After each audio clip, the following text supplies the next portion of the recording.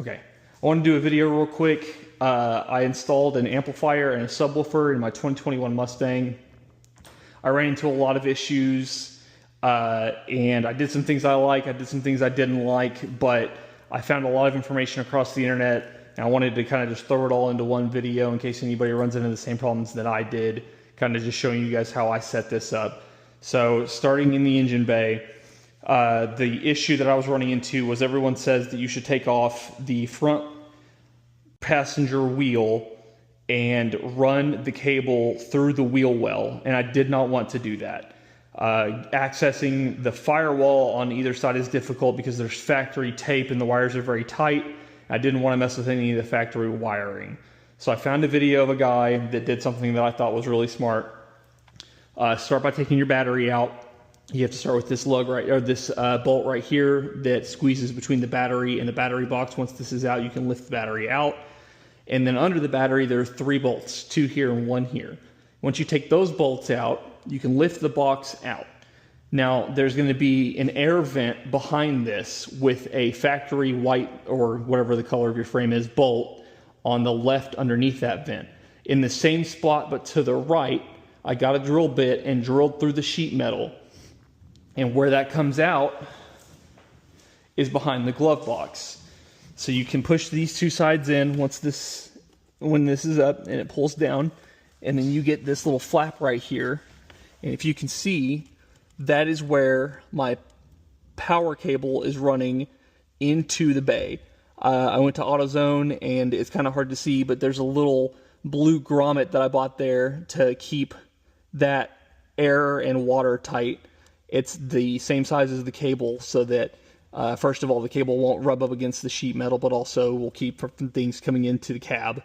So I ran that cable through here, and I was able to hook up everything without having to take the wheel off.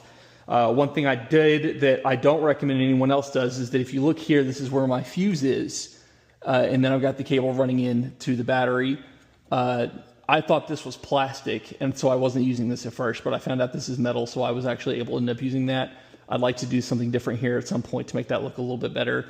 But if you look at where this fuse is, when you have this cover on, you can see the fuse through this cover. And I think that at some point water may be able to get to this. So I would recommend putting that somewhere different. So I was trying to find a way to keep from taking any more trim off that I didn't need to. So that's that done. The next step was I needed a fuse tap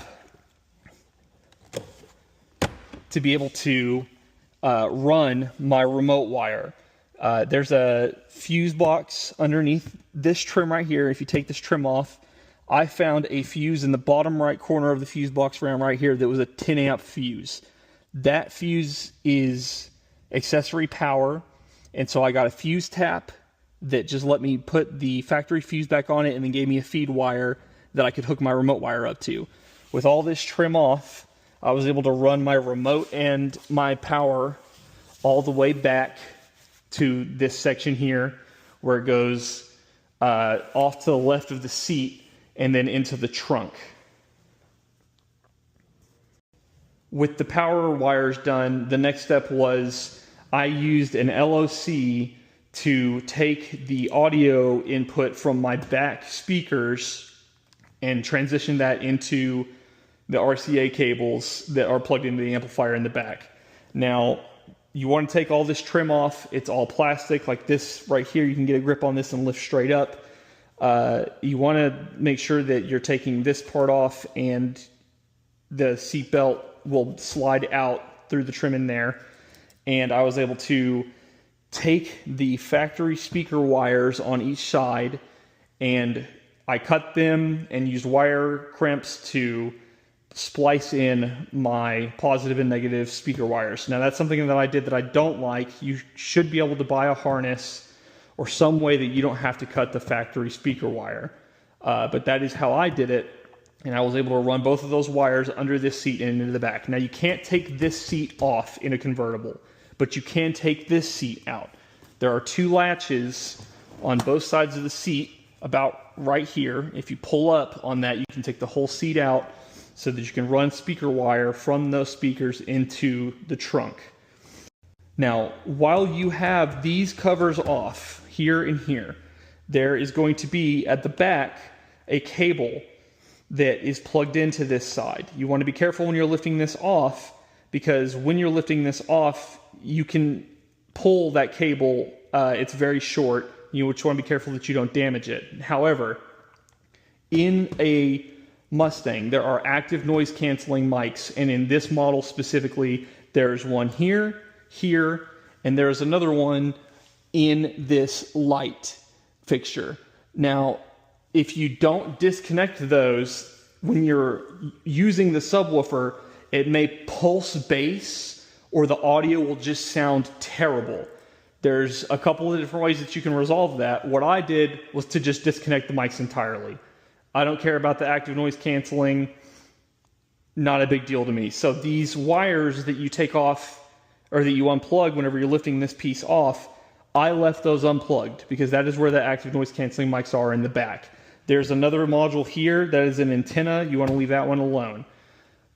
For the one here, even though the microphone is in this light fixture, to get to the actual cable to unplug it, I just grabbed a flathead and opened this up, and the cable is right here. You do not need to take this off.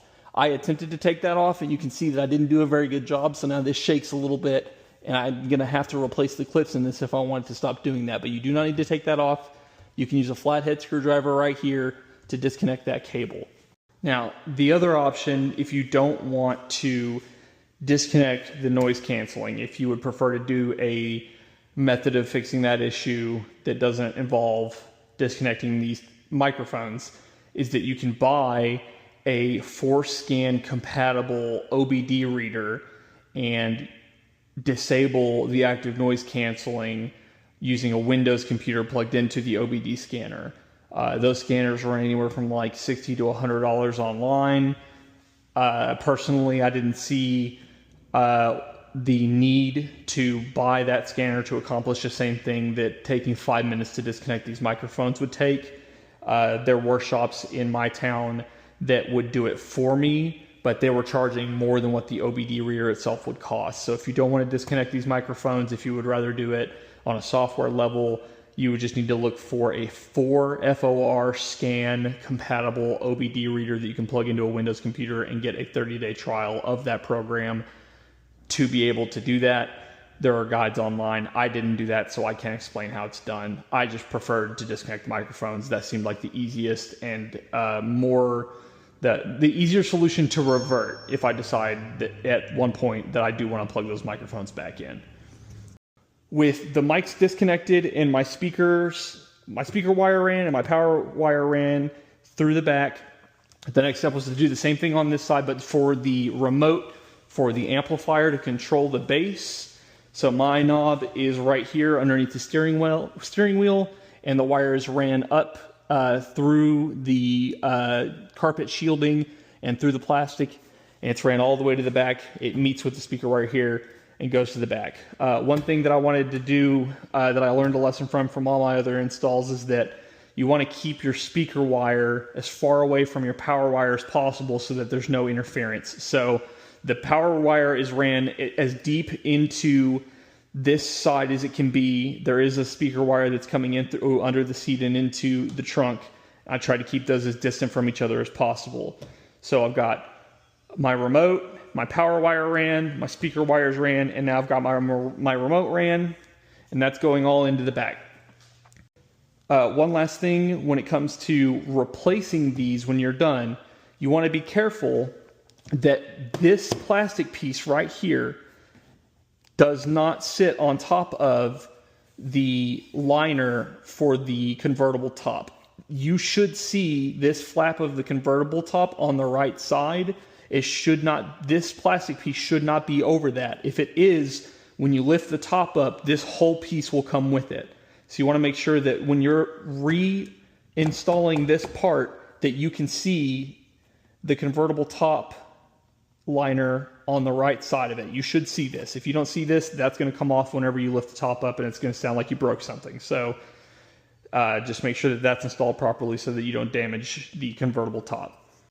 Lastly, in the trunk, I've got my amplifier wired up to the seat. Sorry, it's screwed into the seat, and the amplifier is screwed into the back seat. If you do use screws, there, the back of the seat does feel like a cardboard material, not a cardboard material, but some kind of like light wood. And you don't want to use screws that are too long, because if you do, if anyone sits in your back seat, you will feel that, or you can push through the seat and damage it. So if you're going to use screws to install the amplifier, you need to make sure that they are like 1/2-inch screws or smaller, just enough to get the amplifier to sit in there. As I was saying earlier, I tried my best to keep my signal wire and my power wire as far apart from each other as they can go. So I've got my ground wire, which is hooked up to a factory bolt in the frame here. And then that ground wire is it doesn't make any sense color-wise, but the red wire is my ground, and it's ran under the spare tire. I've got my blue remote wire, which is that small one, and then my power, which is the thick blue cable. And then whenever the sub is installed, this cable is just loosely in here so it can reach the sub. And you can see that I've got, my LOC is zip tied. Again, not happy about that. I need to clean this up a little bit, but my LOC is right there with my RCA cables, and you can see the speaker wires, and I've got it all ran through this metal shielding up in the top. One thing that I wanted to do was to install the amplifier here, but you cannot screw into this. You will damage the convertible top.